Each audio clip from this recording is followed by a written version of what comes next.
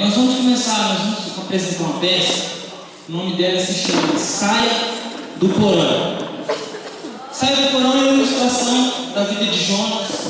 Lembra que Deus chamou Jonas, faz isso, vai em mim. Mas o que aconteceu? Jonas não quis ouvir a Deus.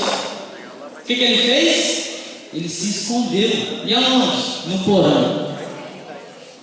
Galera, eu espero que você não esteja hoje na condição de Jonas, se escondendo no porão, Deus querendo falar com você se escondendo, achando que Deus não está te vendo. Deus está te vendo.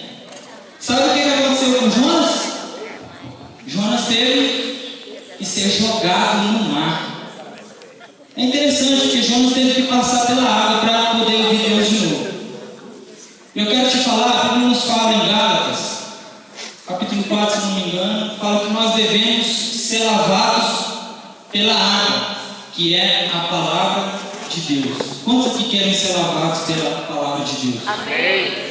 Então, baixe no seu coração assim, fala: Jesus, fala comigo através dessa peça.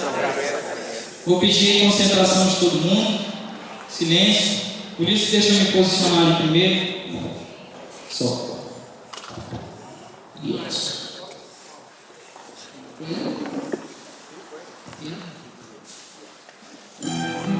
Muitas pessoas você pudesse assistir depois, amanhã chegou. A não ser que você tenha tempo de se arrepender, caso contrário, muito sujo e você vai morrer. Então essa de novo vale a pena. Eu chamo, nossa sua aqui. Tentou fugir da voz de Deus, se enganou.